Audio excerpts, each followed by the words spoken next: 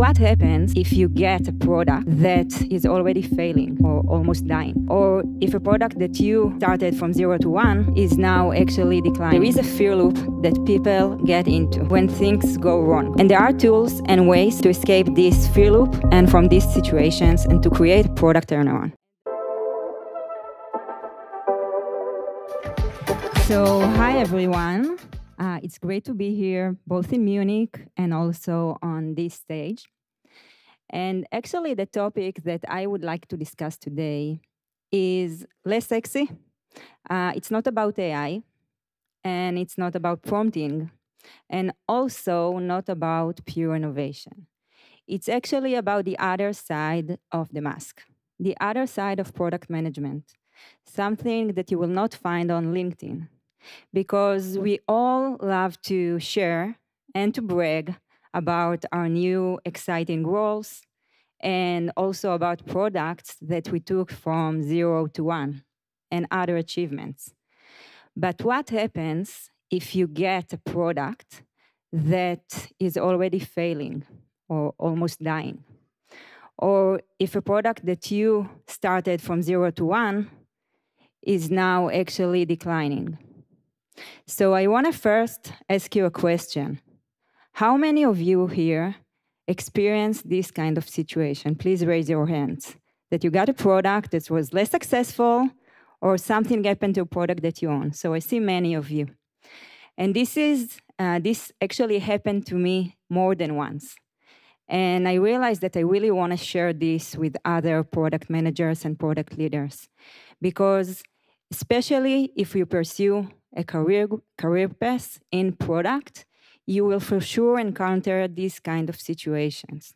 And it's not easy, it can be stressful, and you can get into this fear loop. But there are tips and tools that I would like to share that can help you go away and move away from this kind of situation. And you can keep this in your pocket to a rainy day. But first, I want to start with a brief introduction. So I'm Orly, and I've been to the tech industry for more than 20 years now, 15 years of them in product management and general management roles. I worked for companies, tech global companies such as Wix and Payoneer, and just recently, as mentioned, joined Monday.com. And I also coach and mentor product managers and product leaders for more than 10 years now.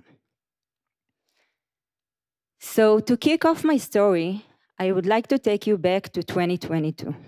We all remember COVID, right? And 2022 was the year when COVID had started fading. For me, it was also the year when I've joined Wix Restaurants as a GM. Now, to give you a context, Wix Restaurant is a business unit that serves restaurant owners and catering owners in everything related to their online presence. And it started as an acquisition of a startup more than 10 years ago and stayed pretty detached from the platform and from the rest of the teams for a while. But then when COVID hit, many businesses and restaurants, mature ones, needed an online solution immediately. And we had the perfect solution for them. And so it was a win-win. They got what they needed, and we developed lots of different features for them that were very much needed back then. And we also grew in terms of numbers. The team has grown from something like 10 people to 80 people, and that was a success. Now, when COVID had started fading, everything came back to normal. The customer behavior changed. So customers went back from online ordering to dining. And this is regardless to Wix, right? This is what happened in the industry, and it had an immense impact on businesses and their results. Now, this for me was also the year when I've joined Wix Restaurants. And I didn't have all the context, but the numbers were dropping. And a few days after I've joined, I've realized that there is some whispering around maybe we should shut this product down. And this got also to the team members. And I need to go back somehow. Yeah, it's not working. Okay, sorry. Okay, sorry.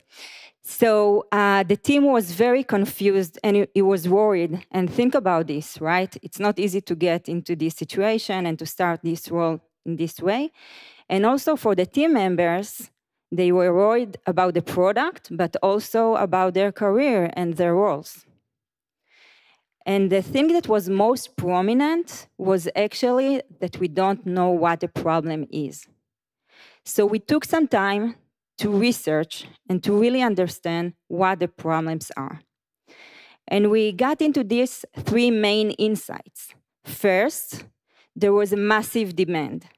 The top of the funnel was tremendously strong, meaning every month, many users came to Wix saying that they want to build an online solution for their restaurant on top of Wix. Then the infrastructure was very problematic. It was outdated. It belonged to the startup that we've acquired 10 years before. We couldn't really enjoy all the benefits of Wix platform. And then the product quality was bad. We had many bugs. The platform didn't really meet the needs of a real-time business like a restaurant. And we saw customers churning.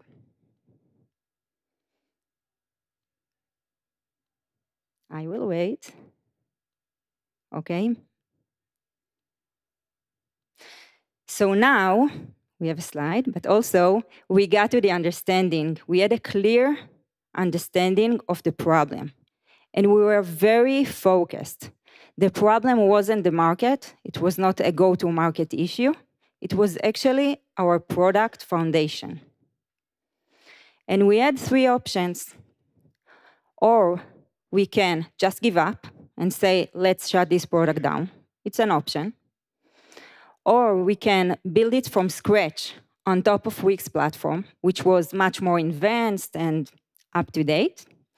Or we can fix bugs, refactor small pieces of the platform, and create gradually the product quality that we are looking for. So I guess, like most of the people, you also think that the best option to go with was number 3, because this is what most of people think of when you have the option to rebuild everything. It always sounds like crazy. And this is what our teams thought as well. However, I just knew that this is not the right direction to go. And why is that? Because as I said before, like the platform was very outdated. It was legacy code.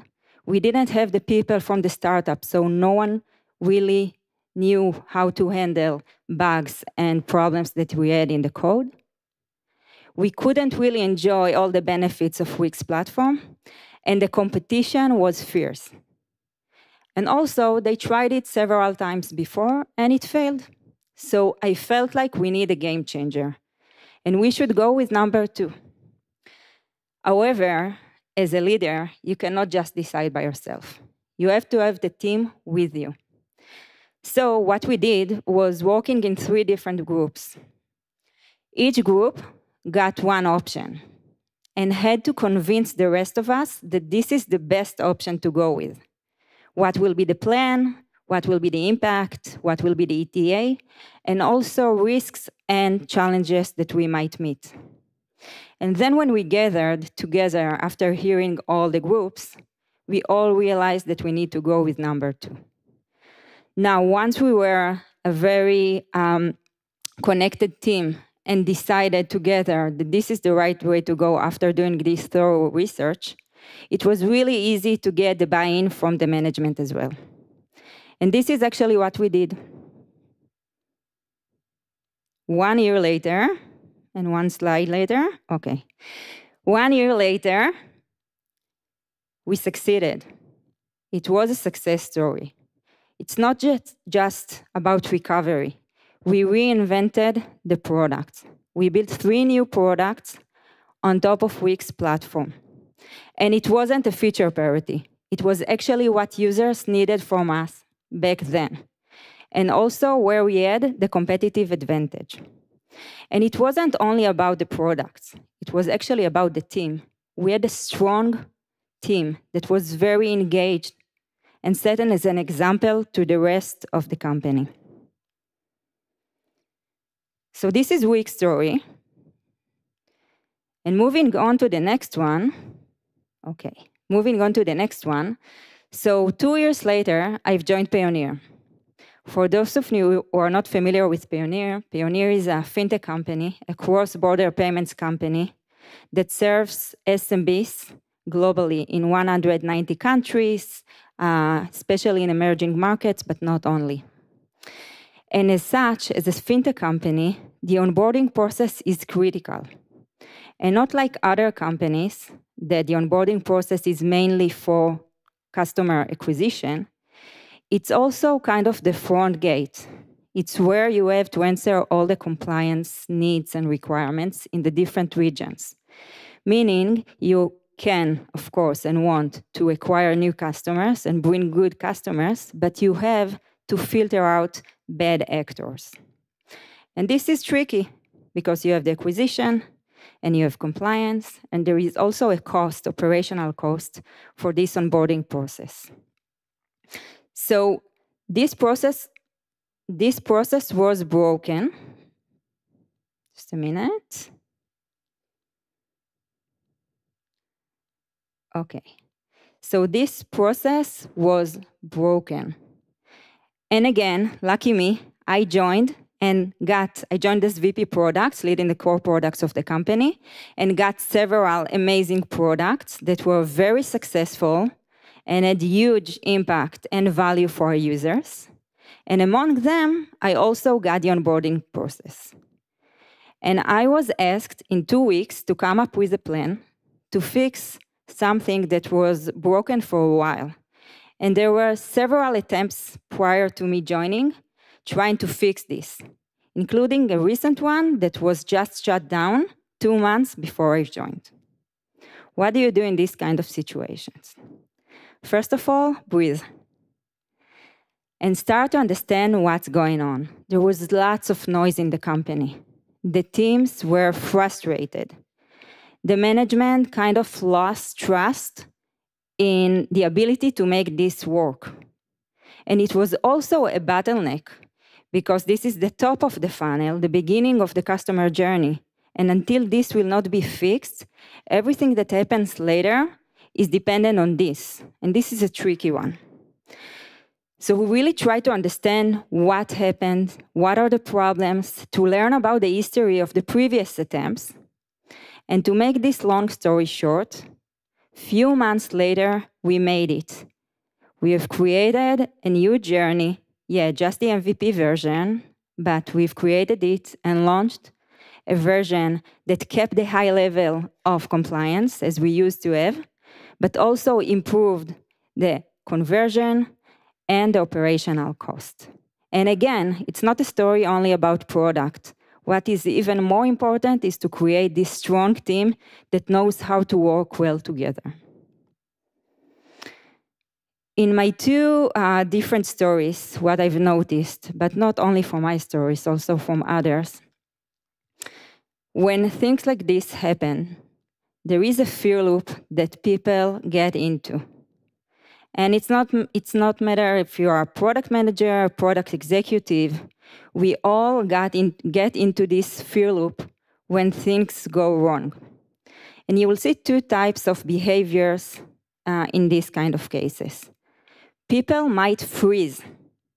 They will not want to do anything until they will get more conviction, more data, more discussions, more meetings. So you'll see people, you want to move forward, and they will say, no, we need more data.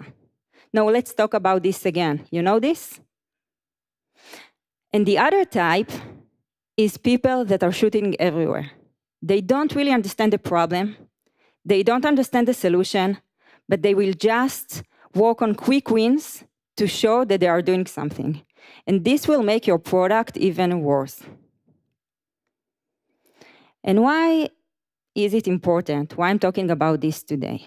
Because first of all, as I said before, if you want to pursue a product career, even if you didn't experience this so far, you will for sure meet this. And especially nowadays with AI, we all know that the entry barrier for new products is getting much, much lower. So for sure, more products will fail. And each one here will meet these kind of products in the future. And there are tools and ways to escape this fear loop and from these situations and to create a product turnaround. And don't get me wrong, it's not always about recovering the product. Sometimes the decision will be to shut it down, which is fine, but there is a way to get there to make this decision. So I would like to share with you 6 guidelines, tips on how to address these kind of situations. And it doesn't have to be so dramatic like the stories that I told. It can be even smaller, but you can still use these tools and it will be very helpful, I'm sure. The first one, when I joined in the 2 different cases, I was asked in no time to come up with a plan, with answers. And why is that? Because it didn't start the day that I've joined. The management was already worried, there was lots of pressure, and you don't want to fall into this trap. Resist the pressure to react immediately. Take the time to learn. Learn from the history. Also respect the history and the teams that worked before you've joined. Understand the key problems and make sure that you know exactly what are the core issues and ignore all the other noises. And I would say, this is like Einstein's quote, if you have 1 hour to solve a problem, take the 55 minutes to understand the problem before you run into this to solution. And I see it all the time. In every case, people are running to solve things without really understanding them. Don't fall into this. The second one, that is maybe very intuitive, but I want to emphasize this anyway, is to use data. And it's not only about quantitative data, it's also about qualitative data. Make sure that you understand and see everything that you need. And also, again, learn from history. This is super critical. You don't want to repeat mistakes that people have done before you joined. And the key here is actually to avoid analysis paralysis. And I see it all the time. As I said before, people are freezing, so they are looking for more and more conviction, more and more data points. And this is endless. You have to know when enough is enough and to move on. So use data, but smartly. So it's not only to define what the problem is, but also what success looks like. And this, again, might sound obvious, but I'm sure that if you will ask different people in your company and in your management team what success looks like, you will get different answers. And if you will not define this from the beginning, this will create a lot of noise and friction down the road. So by defining what success looks like, I mean, if this is a journey, for example, like the onboarding, you have to draw a very high-level idea of how this is going to look like in the future, the North Star of this. And then you also want to define the metrics of what counts as success. Believe me, I failed to do it, and it was very painful. So do it in advance. And then it's not enough, because you want to make sure that everyone are on the same page, right? So make sure that they all agree to this definition, from management to your team members to your boss. Another one that might be obvious, but involve the broader team from the start. don't work in the PM bulb. Everyone that is relevant to the product should be there with you, defining the problems and the solutions. And by everyone, I mean not only the technology teams, but also other teams that are relevant. In my onboarding example, we also worked with legal and compliance teams and marketing, and you want them with you all the way. And one tip here is, because we all are super busy, right? And product management is the most busiest, I think, role ever. You want to find time together in the same room with all these people, a day, 2, 3 days, how much you need to really crack this from the beginning until the end. Yes, you will have more work later on, but you cannot do it with, sporadic meetings, one today, one next week, and so on. It just doesn't work.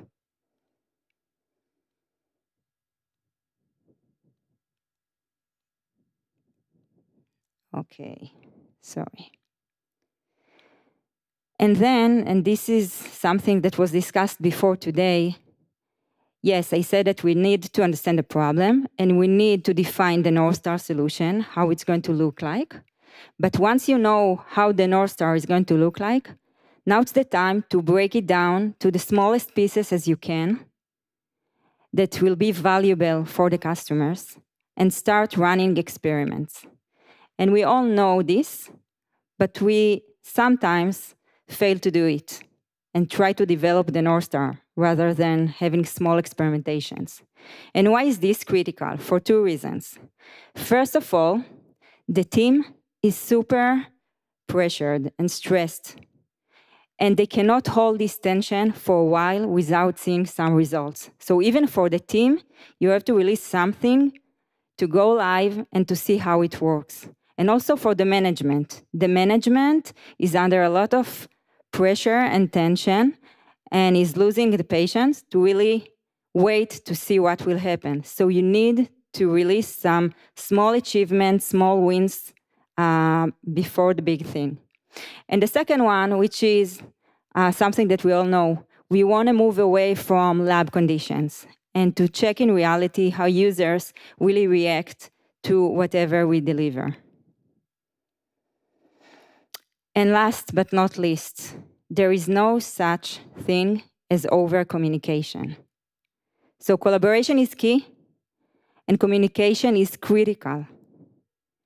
You have to communicate to all of your stakeholders and the management every step of the way, from the problem identification and the main insights until your plan, and then also problems and challenges that you will meet on the way. You don't want to surprise your management team with things that you didn't communicate.